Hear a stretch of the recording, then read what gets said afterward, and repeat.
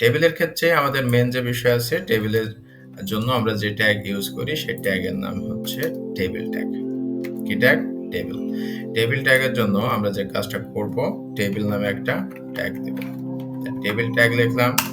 Table ট্যাগের মধ্যে আমাদের প্রত্যেকটা জিনিসকে, প্রত্যেকটা রোকে, প্রত্যেকটা কলামকে রিপ্রেজেন্ট করার জন্য আমরা রো ধরে ধরে আগাবো। আমাদের জন্য যদি আমি একটা টেবিল নিয়ে আসি, একটা উদাহরণ,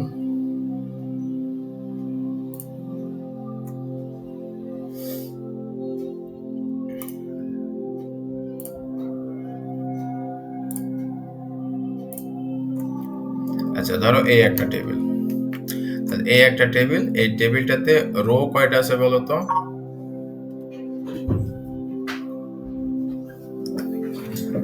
রো 4টা আর কলাম? কলাম 3টা।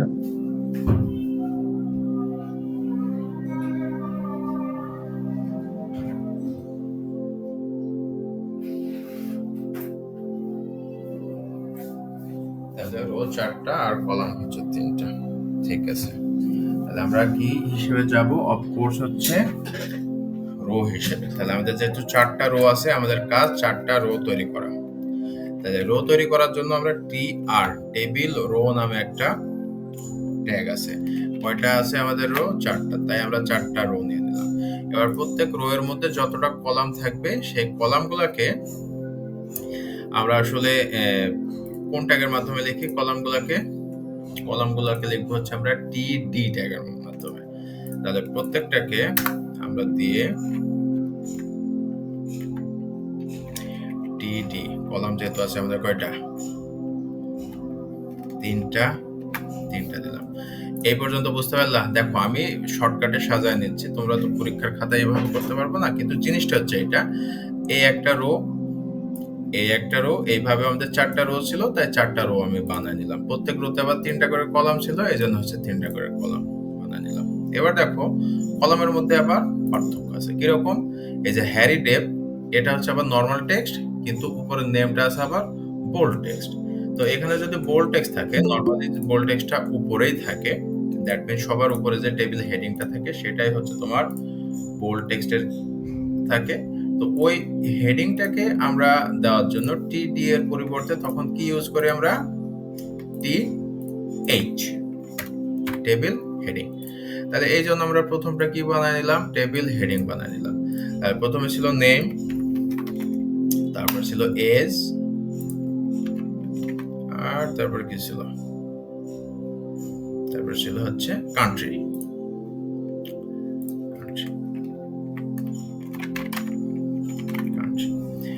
এবার নেমের ক্ষেত্রে আমাদের যেগুলো ছিল আমরা সেগুলো দিয়ে দিই, হ্যারি ডেভ, জন স্মিথ, আর হচ্ছে রামকৃষ্ণ। এইভাবে তো আমরা দিতে পারবো না, হ্যারি ডেভ এটা দিতে হবে। তাহলে Harry Dave 28, Britain. Harry Dave age 28, আর এটা হচ্ছে আমাদের ব্রিটেন। তারপর যেটা আসে সেটা হচ্ছে তোমার জন স্মিথ 35, ইউএসএ। পরেরটা জন স্মিথ 35 আর ইউএসএ। এবং তারপরে যেটা আছে সেটা হচ্ছে তোমার রামকৃষ্ণ 19, আর হচ্ছে নেপাল। রামকৃষ্ণ 19 আর নেপাল। তাহলে টেবিলটা কিভাবে সাজাতে হয়? এবার সাইড বাই সাইড দেখো, সাইড বাই সাইড আমি তোমাকে সুন্দর করে এটা সাজাই।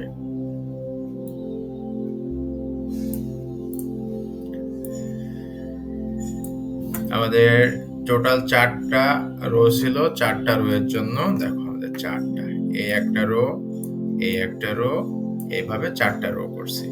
প্রথম রোতে যে কলামগুলো থাকবে সিরিয়ালি লিখতে হবে বাম দিক থেকে। সবার বামে ছিল নেম, তারপরে ছিল এজ, তারপরে ছিল কান্ট্রি। Name, age, country. এটা বোল্ড করা ছিল বলে, আর হেডিং মানে এটা হচ্ছে টেবিলের হেডিং করা। কলামের হেডিং যদি থাকে তাহলে আমরা টিডি এর পরিবর্তে আমরা টিএইচ দিছি। দেখো সবগুলাতে এই। এবার পরের সবগুলা যেহেতু নরমাল টেক্সট, তাই পরের সবগুলাতে আমরা টিডি দিছি। এবার হ্যারিডেভ 28 ব্রিটেন, হ্যারিডেভ 28 ব্রিটেন, এইভাবে করে আমাদের পুরো জিনিসটাকে সাজাইতে হয়। তাহলে চলো আমরা সেভ দেই।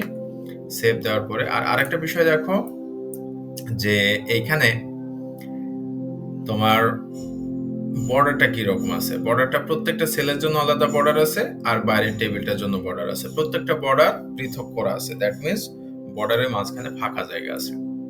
এটা বাই ডিফল্ট। আমরা যদি টেবিল দিয়ে নরমালি এটা করে দিই তাহলে বাই ডিফল্ট ওভাবেই আসবে। তাহলে ওইভাবে আসলো না কেন? আমাদের একটা বিষয় হচ্ছে শুধুমাত্র কালারটা দেওয়া হয় নাই। এই কালার দেওয়ার জন্য বাই ডিফল্ট কালার একটা দেওয়া থাকে। আমরা সিম্পলি যদি বর্ডার 1 দিয়ে দিই তাহলে দেখো বর্ডারের উইডথটা 1 পিক্সেল হলে আমাদের শো করবে। এই যে তাহলে বর্ডারটা কত? 1 পিক্সেল। 1 পিক্সেল মিন্স একটা সিঙ্গেল দাগ হবে, আর তোমার টেবিলের বর্ডার আর হচ্ছে প্রত্যেকটা সেলের বর্ডারটা ডিফারেন্ট হবে। এইটুকু সবাই বুঝতে পারছো? স্যার এটা একটু আরেকবার বুঝাইলে ভালো হতো। কোনটুকু? কোনটুকু? পেজটা যে শুধু বর্ডারটা নাকি হচ্ছে আবার পুরোটা? না শুধু না বর্ডারটা স্যার। বর্ডারটা। এটাই বর্ডারটা হচ্ছে আমরা টেবিলের যে ইয়ে আছে, তোমার টেবিলের যে ট্যাগটা আছে ওপেনিং ট্যাগ, ওপেনিং ট্যাগের মধ্যে 2টা 3টা কয়েকটা জিনিস দেওয়া যায়। তার মধ্যে একটা হচ্ছে বর্ডারটা থিকনেস। এখন বর্ডার তো কারো মনে হলো আমি 8 পেন দিয়ে বর্ডার করব, তাহলে তার বর্ডারটা একটু থিক হবে। কেউ মনে করবে যে নরমাল পেন দিয়ে বর্ডার করবে তোমরা খাতাতে যখন করো, তারটা একটু থিন হবে। তো এই ক্ষেত্রে আমরা যে কাজটা করি পিক্সেলে হিসাব করি। যদি আমরা 1 দিই বর্ডারের মান তাহলে 1 পিক্সেল হবে, যদি 2 দিই 3 দিই তাহলে 3 পিক্সেল হবে। আমরা যদি 3 দেই তাহলে দেখো এই বর্ডারটা আর একটু থিক হয়ে যাবে। এই যে দেখছো বর্ডারটা কি হয়ে গেছে, টেবিলের থিক হয়ে গেছে। তো এই হচ্ছে আমাদের বিষয়। আমরা কি করব, জাস্ট সিম্পলি 1 দেব। পরীক্ষার খাতাতে নরমালি 1 ছাড়া আমি কোনোদিন আসতে দেখি নাই, তাই এখানে সব সময় 1 দিবা। এই একটা টেবিল। এটুকু এবার বুঝতে পারলা? টেবিলের পরে শুধু বর্ডার 1ই যদি দাও তাহলে ওই সিম্পলি এরকম ডাবল ডাবল করে বর্ডার আসবে। ঠিক আছে? দেখতে ডাবল মনে হচ্ছে না যে 2টা করে দাগ? অ্যাকচুয়ালি 2টা বর্ডারের মাঝখানে একটু ফাঁকা জায়গা আছে। এবার আমরা যদি একেবারে সিঙ্গেল টেবিল দেখতে চাই, কিরকম যে টেবিলের মাঝখানে কোনো ফাঁকা থাকবে না, যেমন এই টেবিলটাকে যদি আমরা আরেকভাবে দেখি, যে আমরা আরেকটা টেবিল নিব। ঠিক আছে, সমস্যা নেই। আরেকটা টেবিল নিয়ে সাপোজ আরেকটা ইমেজ আমি ডাউনলোড দিতেছি। যেমন এইখানে একটা টেবিল আছে। এই টেবিলটার ক্ষেত্রে দেখো এই বর্ডারটা কি একটা সিঙ্গেল লাইন আছে, খেয়াল করছো? এই সিঙ্গেল লাইনের মতো বর্ডার যদি আমরা এই টেবিলে আনতে চাইতাম, আমাদের শুধুমাত্র আরেকটা জিনিস এখানে অ্যাড করতে হতো, সেটা হতো সেল স্পেসিং। মনে থাকবে, সেল স্পেসিং। সেল স্পেসিং এর মানটা 0 করে দিতে হবে। সেল স্পেসিং এর মান আমরা 0 করে সেভ করে দিই। সেভ করে দিয়ে আমরা এখানে যদি রিলোড দিই তাহলে দেখো আমাদের সিঙ্গেল হয়ে গেছে। এ পর্যন্ত ক্লিয়ার? Yes sir. সিঙ্গেল লাইনের জন্য বর্ডার 1 সেল স্পেসিং 0, আর ডাবল লাইনের জন্য, আসলে ডাবল লাইনের জন্য না, মাঝখানে সেল স্পেস, বাট আমি হচ্ছে বোঝার সুবিধার্থে বলতেছি। ডাবল লাইনের জন্য আমরা সিম্পলি সেল স্পেসিংটাকে কেটে দেব, তাহলে আমাদের ওখানে সিঙ্গেল লাইনের পরিবর্তে ডাবল লাইন শো করবে। এই যে আমাদের ডাবল লাইন শো করলো। But this is not the good way. Good way হচ্ছে আমরা কি করি, সিএসএস দিয়ে করি।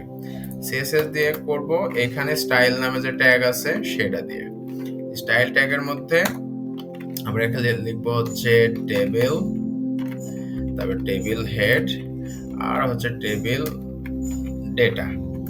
এইগুলা দিয়ে আমরা দিব হচ্ছে বর্ডার 1 পিক্সেল সলিড ব্ল্যাক, কালারটা দিয়ে দেব। আর হচ্ছে দিব বর্ডার কলাপস।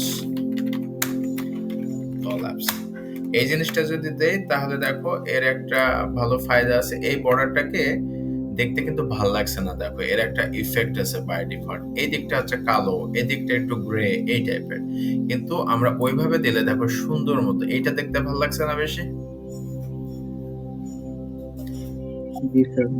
ওকে, এই জিনিসটা করার জন্য আমরা টেবিলের মধ্যে তখন কিছুই দিব না, আর হেডের মধ্যে এই জিনিসটুকুকে অ্যাড করতে হবে। কি কি অ্যাড করতে হবে? স্টাইল নামে একটা ট্যাগ নিতে হবে, যার টাইপ দিতে হবে text/css।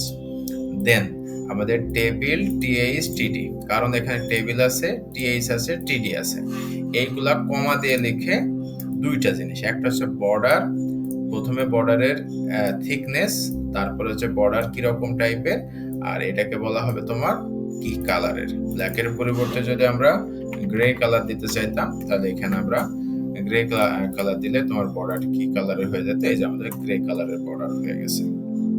তারপর বর্ডার কোলাপস মিন্স এইটা যদি আমরা কেটে দিই, তাহলে পার্থক্যটা গ্রে পরিবর্তে আমরা ব্ল্যাকই রাখি। এবার দেখো আমরা সিম্পলি বর্ডার কোলাপসটা যদি আমরা কেটে দিই, তাহলে আমরা ডাবল লাইন পাবো। কয়টা লাইন পাবো? দুইটা।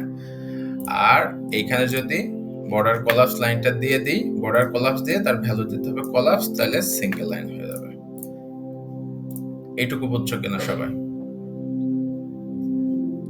জি স্যার, ক্লিয়ার। জি স্যার। তোমরা পরীক্ষাতে এভাবেই করবা, স্টাইল ট্যাগটা এটা মুখস্থ করে ফেলাবে, এটা সবসময় তো একই রকম। দেন এই শুধু বর্ডার কোলাপস লাইনটা বাদ দিলেই ওটা ডাবল লাইন হয়ে যাবে, আর বর্ডার কোলাপস এটা শুরু করে এটার ভ্যালুটা যদি আমরা কোলাপস বসায় দিই, তাহলে এটা হচ্ছে সিঙ্গেল লাইন হবে। এবার আমরা রো স্প্যান আর কল স্প্যান এটা শিখবো। রো স্প্যান কল স্প্যানের জন্য আমরা সুন্দর মতো করে একটা দাঁড়াও, তোমাদের জন্য একটা ভালো টেবিল খুঁজি। ধরো আমাদের এই টেবিলটাই আমরা বানাবো। এবার দেখো মাঝে মাঝে টেবিলের উপরে একটা ক্যাপশন দেওয়া থাকে, দেখছো? A test table with must cell, এটা। তো এরকম যদি আমরা দেখি যে উপরে একটা ক্যাপশন দিতে হয়, তো ক্যাপশন নামে আমাদের একটা ট্যাগই আছে। তো আমাদের এখন কাজ এই টেবিলটাকে তৈরি করা। তাহলে এই টেবিলটাকে তৈরি করলে আমরা এটাকে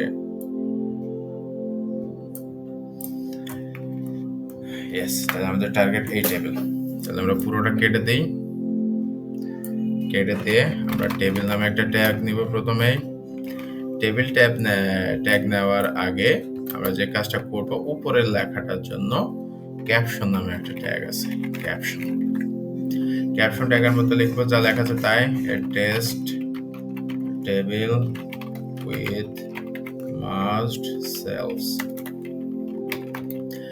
এটা লিখলাম। এটা লেখার পরে আমরা যদি এখানে রিলোড দেই, তাহলে দেখো আমাদের আউটপুটটা ওটার মতো আসেনি। এটাকেও আমরা এটার সাথে অ্যালাইন করে দিই, তাহলে পাশাপাশি আউটপুট ঠিকঠাক হয়েছে কিনা দেখতে পাবো। দেখো প্রথম কথা, এই লেখাটা সেন্টারে হয় নাই। তারপরে কথা, এটা হচ্ছে ইটালিকও হয় নাই। তার মানে আমাদের সেন্টারও করতে হবে, আবার ইটালিকও করতে হবে। তাহলে এখানে স্টাইল একটা দিব, স্টাইল দেওয়ার পরে আমরা টেক্সট অ্যালাইন দিব। টেক্সট অ্যালাইন দিয়ে এটাকে কি করে দেব, আমরা সেন্টার করে দেব। তাহলে সেন্টার যদি আমরা করে দিই, তাহলে দেখো আমাদের সেন্টারে আসছে না, ভেজাল।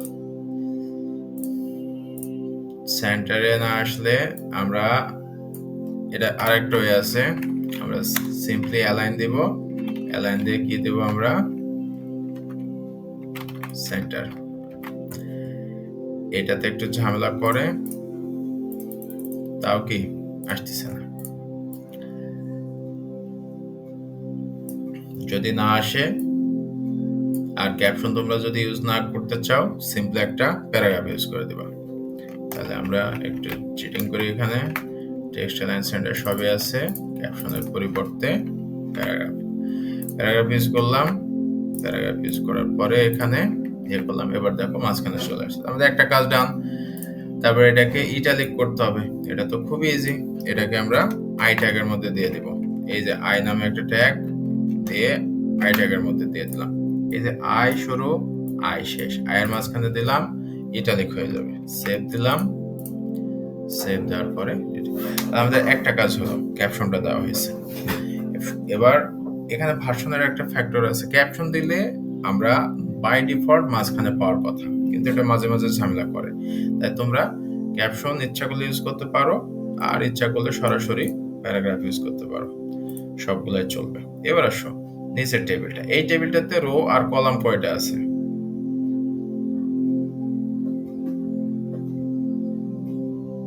কে বলতে পারবা?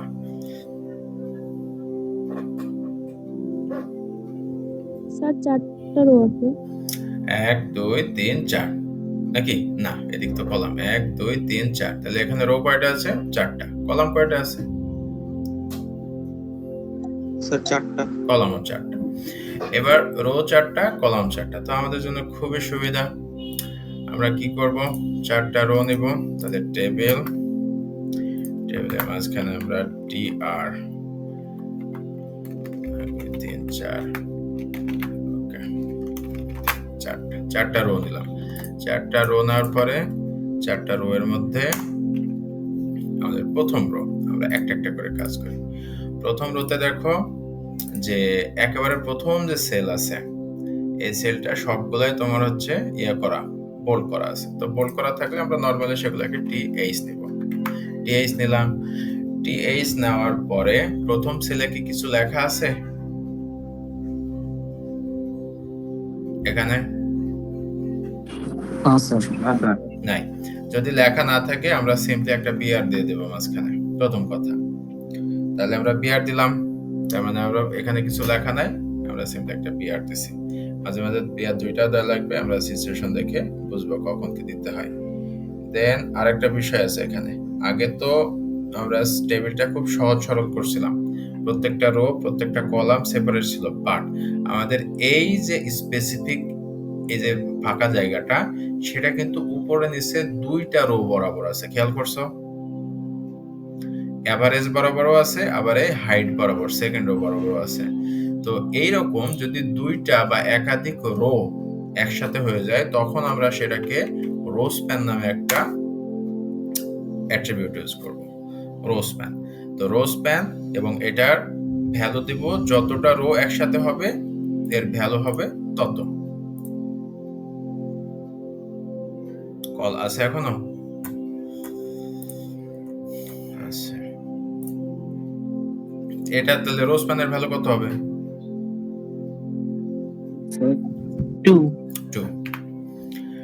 তাহলে আমাদের এই প্রথম কাজটা হয়েছে। তারপরে দেখো আমরা সব সময় যাব বাম থেকে ডানে, তাহলে এই সেলের কাজটা হয়েছে। তারপর আছে এভারেজ, তারপর আছে রেড আইস। ওকে, তাহলে পরের টিএইচ দিয়ে আমরা দিব হচ্ছে এভারেজ, এভারেজ। ওকে, এবার ফাইনালি আরেকটা আমাদের টিএইচ আছে, সেই টিএইচ এ কি লেখা আছে? Red eyes, red eyes. But red eyes কি একটা সিঙ্গেল রো আছে, নাকি আবার হচ্ছে প্রথমটার মতো 2টা রো জুড়ে আছে? 2টা রো জুড়ে আছে। তার মানে এই রোজ প্যানটাকে আবার এখানে দিতে হবে। তাহলে আমরা রোজ প্যানটা দিয়ে দিলাম। এবার এটুকুকে আমরা সেভ দিয়ে যদি দেখি কিছু আসছে কিনা, ইয়েস, আমাদের এটা আসছে। এবার দেখো আমাদের ক্যাপশন কোথায় আর টেবিল কোথায়। তো এই জন্য আমরা মাঝে মধ্যে টেবিলের উইথ দিতে হতে পারে, যে টেবিলটা কতখানি চওড়া হবে।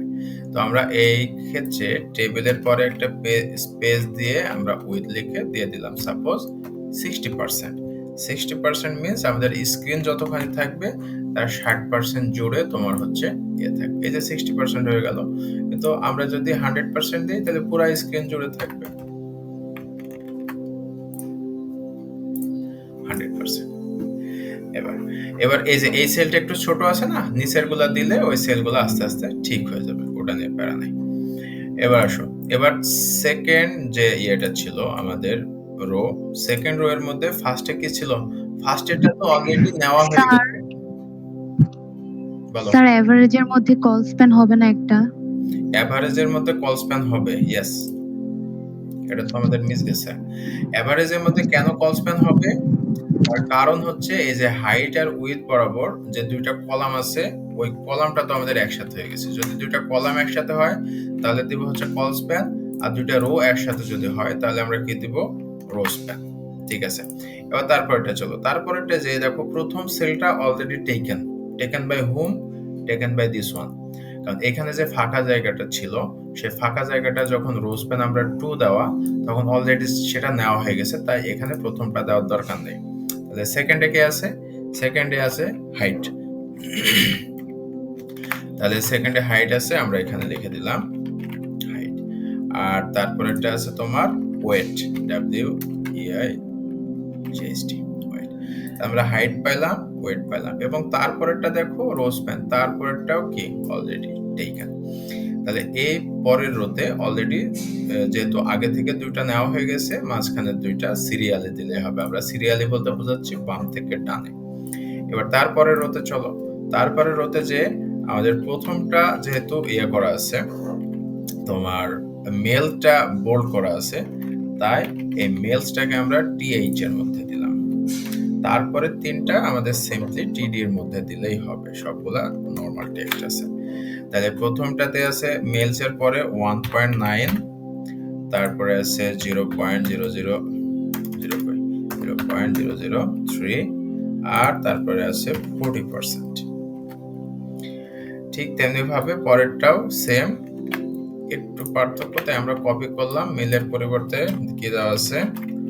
Females 1.7, again 0.002, 43%।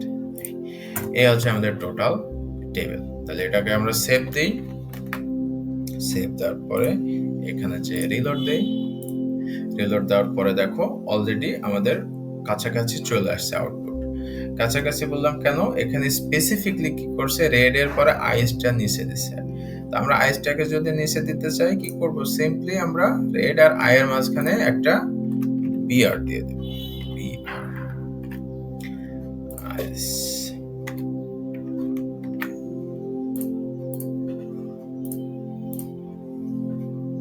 এবার বুঝতে পারলাম?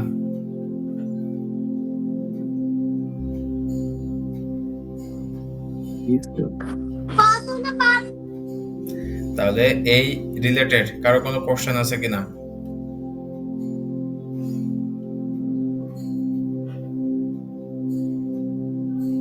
স্যার ওই টেবিলে ওগুলো একটু ওয়াইড না ওটার থেকে? কোনটা? যেমন এগুলো একটু শর্ট শর্ট লাগতেছে। এটা হচ্ছে তোমার স্ক্রিনের উপর ডিপেন্ড করে। এটাকে যদি আমি আরো ছোট বড় করি তাহলে এটা বিভিন্ন রকম হয়ে যাবে, ঠিক আছে? বুঝতে পারছি। হ্যাঁ, তো এইটা ডাজন্ট ম্যাটার, আমাদের এই ক্ষেত্রে টেনশন করা লাগবে না। তুমি টেনশন করবে কোথায়? তোমার টেনশন করার জায়গা আছে। যদি দেখো যে এই যে 40% আর 43% মাঝ বরাবর থাকতো, তখন তোমাকে কিন্তু এটা সেন্টারে অ্যালাইন করতে হবে। তারপরে এগুলা কোনোটা দেখা যাচ্ছে রাইট বরাবর থাকতো, তো তোমাকে তখন সেটাকে রাইট অ্যালাইন করতে হবে। হ্যাঁ, এই বিষয়টা তোমাকে খেয়াল রাখতে হবে। আর বাদ বাকি সবগুলা ওগুলা পরিমাপটা একটু একটু উল্টাপাল্টা হইলে কোনো ব্যাপার না। আই হোপ সবার কাছে এটা ক্লিয়ার। এইবার যে কাজটা করা লাগবে আমাদের, এই টেবিলের মাঝখানে ছবি দিতে হইতে পারে। সাপোজ আমাদের এই যে ফাঁকা জায়গাটা আছে না, এই ফাঁকা জায়গাটা আমরা একটা ইমেজ দেব। আগে যে ইমেজটা দিয়েছিলাম ওই ইমেজটাই দেব। তাহলে আমরা কি করব? ইমেজ দেওয়ার জন্য যে ট্যাগটা, সেই ট্যাগটা হচ্ছে এখানে যে বিআর দিয়েছিলাম সেই জায়গায় দিলেই হয়ে যাবে। তাহলে নাও, তাহলে ইমেজ আইএমজি দেওয়ার পরে ইমেজটার নাম ছিল 123.jpg, আর এটার হাইট আর উইডটা বলে দিতে হবে, কারণ টেবিলের মধ্যে হাইট উইড বড় হয়ে গেলে টেবিল ভালো লাগবে না। এখানে আমরা দিলাম সাপোজ 20, দিলাম হাইট, খুব ছোট ইমেজ যেন হয়, আর উইডটা দিলাম হচ্ছে 25। সেভ দিই। তাহলে দেখো এই যে সুন্দর মতো আমাদের এখানে একটা ছবি চলে আসছে। এই ছবিটাকে আরেকটু বড় করা যায় দেখতেছি। তাহলে এখানে 40 দিলাম, আর এখানে হচ্ছে 55 দিলাম, 55, এখানে আমরা 70 দিলাম। দেখো ইমেজটা একটু বড় হয়, একটু ভালো লাগে। এই বুঝতে পারলো সবাই? এটা ইমেজ দিলে আমরা সিম্পল ইমেজের যে ট্যাগ, সেই ট্যাগটাই ওই এর মাঝখানে দিয়ে দিতে হবে, তাহলে ইমেজ চলে যাবে। এবার যদি মনে করি আমরা এই অ্যাভারেজ লেখাটাকে একটা লিংক বানাই দিব, ঠিক আছে? তো আমরা লিংকের জন্য যেটা দিতাম, সেটা লিংকের জন্য আমরা কোন ট্যাগ ইউজ করতাম? অ্যাঙ্কর ট্যাগ ইউজ করতাম। এবার অ্যাঙ্কর ট্যাগ ইউজ করে আমরা সিম্পলি এই অ্যাঙ্কর ট্যাগের মধ্যে অ্যাভারেজটাকে দিয়ে দেব। আর এখানে href এর মধ্যে আমরা যে ইউআরএল দিয়েছিলাম, ঠিক আছে, আমরা এই যে সাপোজ লোরেম ইপসামের ইউআরএলটা দিয়েছিলাম, এই ইউআরএলটা দিয়ে দিলাম। দেন সেভ যদি আমরা করি তাহলে দেখবা এভারেজটা আবার ব্লু কালারের হয়ে গেছে, আন্ডারলাইন হয়ে গেছে, ঠিক আছে। এই যে আমাদের এভারেজটা ব্লু কালার আন্ডারলাইন হয়েছে, মানে এটা লিংক হয়ে আছে। এবার এভারেজে ক্লিক করলে আমরা ওয়েব পেজ থেকে চলে আসলাম লোরেম ইপসাম, এরকম। তোমাদের পরীক্ষাতে আরো কিছু থাকতে পারে। আমরা যে টেক্সট ফরম্যাটিং শিখলাম, এই কোন জায়গায় এখানে হাইডের জায়গায় দেখাচ্ছে H2O, এখানে দেওয়া আছে H2SO4, এখানে দেওয়া আছে a square minus b square. তো সেইভাবে যাই হোক, আমরা এ পর্যন্ত যা কিছু শিখছি তাই নিয়ে টেবিলে যা কিছু আছে সবকিছু আমরা করে আসতে পারবো। ক্লিয়ার? কোনো প্রশ্ন আছে কিনা টেবিল পর্যন্ত? ক্লিয়ার। ওকে, এবার টেবিল শেষ আমাদের। টেবিলেও আর কিছু নাই পরীক্ষার জন্য, কিন্তু হ্যাঁ, পরীক্ষার বাদে এরপরে অনেক কিছু আছে শেখার মতো, বাট আমরা শুধুমাত্র টার্গেট হচ্ছে পরীক্ষাতে প্লাস পেয়ে আসতে হবে।